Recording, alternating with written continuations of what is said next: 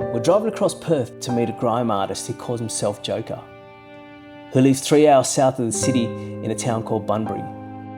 Last December, he sent cold messages to half the Australian grime scene, asking them to get on his album. And the strange thing is, most of them said yes. We know what the music already sounds like: heavy, angry, built out of something I haven't met yet. And we're trying not to decide what that something is before I've sat with him. He's just finishing his last studio session before the album drops. So we're gonna meet him there. And then I'm gonna drive him 3 hours home. Everyone keeps telling me the same two things about him: that he's a fighter and that he came back. But what I actually want to know is, what did it cost him to come back? And what's underneath all of it that nobody's put on the record yet? Let's go find out.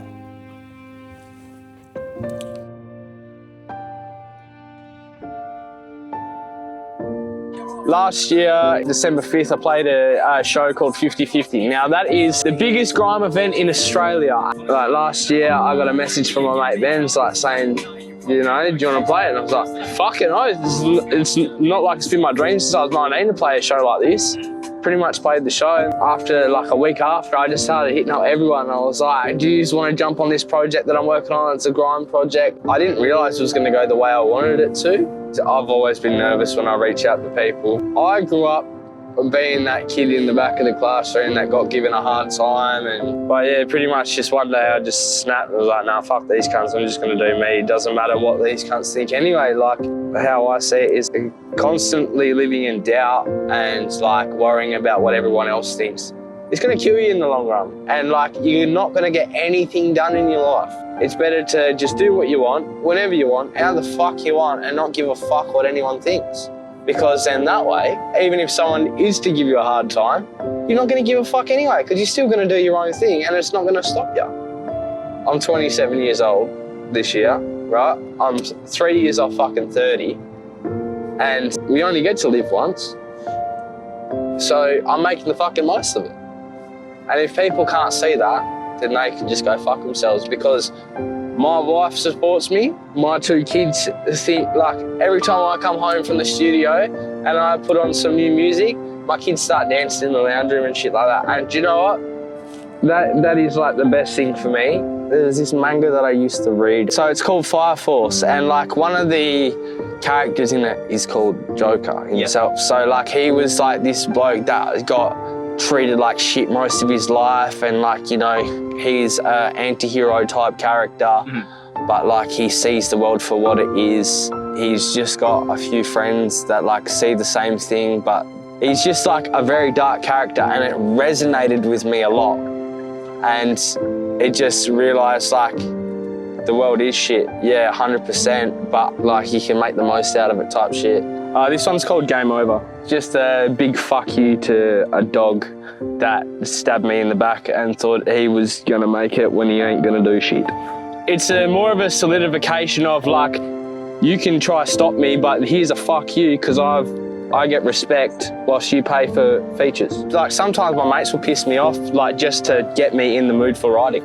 Because my mates know when I get angry, that's when I write my best music, and it's fucked to say, but like all I've known is being angry, knowing pain, you know, just all that. So that's really all I've thrived off. He told me 3 things in the 20 minutes I'd known him. He's autistic, that he was a kid in the back of the class, and that music comes out of hatred and pain. And then we got in the car and we got on the highway. And then he started telling me all the things he'd just left out of that first version. 3 hours south, that's a long drive. The light dropping behind us, the city falling away in the mirror, and the town coming up slow. That's the one he calls Born Vegas. When I was working back in like 2023, 2024, I was having problems in the workplace, and like I was just get given a hard time, but maybe it's just me, and I'm being autistic in the workplace and blah, blah, blah. It's a bit different. So like my boss understood to an extent, but like I still got treated like shit sometimes. And like one day I actually came home and snapped. I said, fuck this job, fuck every cunt. They can go shove it up their fucking hole. And then Hayley said, why don't you make music again? It actually, like, just that light bulb. And I just started crying happy tears. She's like, what's wrong? I was like, nothing. I wrote like 4 or 5 songs within like those hour or two. And I was like, I'm back. I was sitting in the back of my English classroom at Bunbury High, and Mr. Hogan, his name was, he like read this bit of paper of mine, and he's like, come with me. And I was like, yeah. And then we went into his office, and he goes, you're really gifted. You should pursue this. And I was like, what do you mean? He's like, you ever tried rapping before? I was like, no. And next thing you know, I said to Mum one day, I said, fuck it, I'm dropping out, I'm getting a job. And then I got a traineeship at V&V Walsh. I threw up on the first day because they put me on the offal floor. And what happened was one of the cows' stomachs opened and I told my dad that I wasn't going to school anymore and thing. He's like, yeah, fine, no worries, mate, as long as you got a job. Now, me and my stepmom used to argue all the time, and it got to the point where we had an argument and she hit me and I almost retaliated, but Dad said, oi, don't, go to your room. And then after that day, Leonie said to my dad, it's either me and the kids or him. And Dad, picked the other 2 kids plus her, blah, blah, blah, blah. Anyway, I became not exactly homeless, but I moved in with Mum. Now, at the time, Mum was a bad drug addict. Like, she wasn't getting on all the time. It was just every now and then. But when she couldn't get weed, she was fucking loopy as. Like, when I mean loopy, like, I had to go source her some or I'd get bashed type shit. And it got to the point where I said, I can't fucking do this. So I decided to live on the streets for a few months and stuff before I moved to Perth. So I started stealing from shops and shit because I felt like my dad was just defeated by life. So I was like, well, if he can't get it, I'll go get it myself so he doesn't have to worry about me.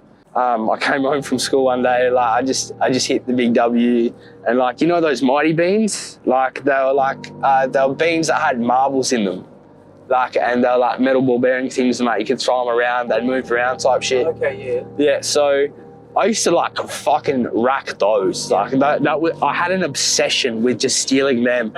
And one day I came home with a bag full. Dad flogged me for it. He's like, fucking how dare you? I raised you not to be a fucking thief, this and that. And then I explained to him, I was like, Dad, it's only because you said you didn't have money. I'd never seen my dad break down in tears so much because he felt defeated for not only one, he didn't have the money, but 2, his son went out and got it himself with he went and started doing crime and shit. And so pretty much the day that I had an argument with my stepmom, the next day I went to kill myself. Now I don't talk about this very often. Now my brother walked into the room with the rope hung around my neck and I was about to kick the chair and my brother walked in to me but my brother grabbed the chair, stopped me from thinking, he just kept hitting me and said, why are you doing this? And I said, I've had enough. At the time I was getting bullied a lot to the point where I couldn't deal with life. And, I just lost 2 of my grandparents and everything else. And it mentally fucked me. I didn't want to be here anymore. But my brother said this to me, he's like, only you can change yourself and you be the best person that you want to be in your life. Why are you worrying about all these people getting you down, giving you a hard time? Because this isn't the brother I know. The brother I know is headstrong and would kill all these cunts. And that lit a fire inside of me that day. So my background is my grandparents are blues and country western music players. And they ended up getting me and my brother into it when I was about 5, 6. And then I did that for about 4 or 5 years. And then after my grandfather passed away when I was 10, I gave up on music. I said, fuck this, fuck music. I didn't have many friends growing up, but I had a good mate, Bailey. I met him when I was about 16, 17, when I was smoking bongs on the regular. When you needed someone to talk to, that bloke would be there. When shit was going wrong, he just, I don't know how, but he'd just be there for you. And then a few years ago, you know, I woke up to a thing on Facebook saying a 21-year-old bloke died in Waroona from a car crash. And then I get a phone call from my best mate saying Peiris died. He told me, brother, you've got a gift. Fucking use it. My sister-in-law, Emma, before she passed away, like at the fucking, like just before the end of 2024, she said, bro, you're fucking doing it. I'm proud of you. Like, keep going. Then a month later, I'm driving down to Nunnup with my workmate, Ruffy, and I get a phone call from my missus saying that she's dead too, died from a heart attack. And then that was the worst day at work ever. I came home and I was like, fuck, I need to go harder than ever. And then that's pretty much when I was just like, I am made for music. This is like, and that's when the whole project of Joseph Kills Everyone Around Here, like, just came to fruition. Like, from that day, I was like, fuck it, I've got this. Like, Soldier's been around for a very long time, and he fucking, you know, I've gotten through a few things in my life because of that bloke's music, and like the fact that when I reached out, he's like, yeah, bro, I'll jump on the track with you. And then like I sent him that and he's giving me that back. It's like just a full circle moment for me, like from dealing with traumatic shit, and like some of his music actually helped me through it. It's just a surreal moment. It takes me back to when I was a little kid in my room by myself. You know, it's like I feel like I'm in an arcade by myself, but like I've got so many options like in my brain. Like I could pick video games, I could pick real life, I could pick like cartoons and all that sort of stuff. Like it depends on how I'm feeling. Like if I want to vent on a page and be raw with it and everything else, then I'll do that. But like if I'm feeling like a gamey type of vibe for the subject, or like, you know, then like my brain goes into like I'm playing a video game type shit. And it's hard to explain. Like my brain, like with my ADHD and autism, like my brain just jumbles and mixes and mashes everything together, and then somehow it all works out. Like that's the best way for me to explain it. So my nan and grandfather, like, because my parents used to argue a lot, and like before they split up, you know, my grandparents used to look after us. So my grandparents, whenever they could, they'd either take us to Time Zone or shit like that, like just get us out of the house. But that was my safe spot. So like when I say that the arcade in my brain is my safe spot, I'm sitting in my like grandparents' lounge room, but like in my head, but I've got all these different fucking things that I can do.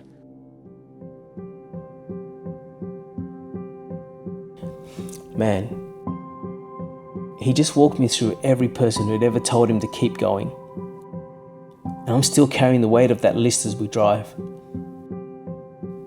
There was a best mate called Bailey, 21, gone in a car crash, who told him before he went that he had a gift and he should bloody well use it.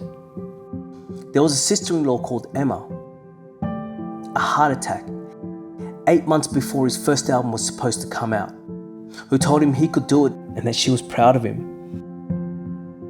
There was a grandfather he never quite finished singing for, and a mother who got herself off the drugs so she'd be allowed to see her grandkids. And a brother who walked in a room one afternoon before the chair got kicked out from under him. And a wife called Haley who said 5 words one day and turned all of the lights back on. After all of that, he's still here. That's the receipt. That's the thing that's been holding him up this whole time. As we drive into Bunbury, into a house he actually owns, where his daughter's drawn on every wall that she can reach, and his 6-year-old gets the final say on which songs are good enough to come out. We've just got to get through that front door. This whole, like, me making music, like not just rapping, like me making music has saved my life. And like, I know many people like say, no, I've stopped killing myself like 3 different separate occasions because like I've realised that I can put something down on a page and just, you know, speak my mind, and like nobody has to hear it if that, like, you know. So like I write it down, throw it away. And that's what I used to do. That's pretty much all it was until the point where like I was like, no, I think my voice needs to be heard now. Like, I don't know how to explain it, but like the kid inside of me was just like, oh, you need to do this. When I'm realistically just a bloke that makes music and is a bit of a fuckhead sometimes. But, you know, at least I own that shit and I won't fucking lie about it. I've done something different. Like, you know, last thing I gave, just 11 tracks. You know, I've got the verse I'm sitting on now, like, you know, for the intro, then track 1, 2, 3, and then like have the interlude. And then I'll, like, after I do Mission Impossible, I'll probably have like an outro as well. Mm-hmm. And like this, I don't know how to explain it, but I've created a masterpiece. Like, it's something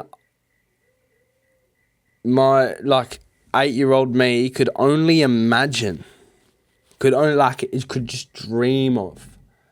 And the fact that I've got this masterpiece and, like, it's with people I grew up listening to the fact of, and, like, it's, yeah, I'm just lost for words, bro.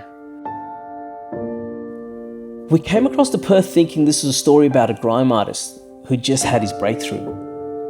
27, big features, an album on the way. The kind of story I've heard 100 times. But man, that was only the cover.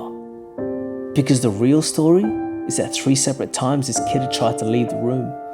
Once with a rope, and twice in more ways he couldn't go into. And every single one of those times, he wrote something down on a page instead of going through with it. He grew up in the back of the class and left school at 15. Threw up on his first day at an abattoir, was sleeping on the streets at 16 and stealing from shops at 17. And somewhere in all of that, 3 people looked at him and told him he had a gift. And unfortunately, 2 of those are now dead. He calls the inside of his head an arcade.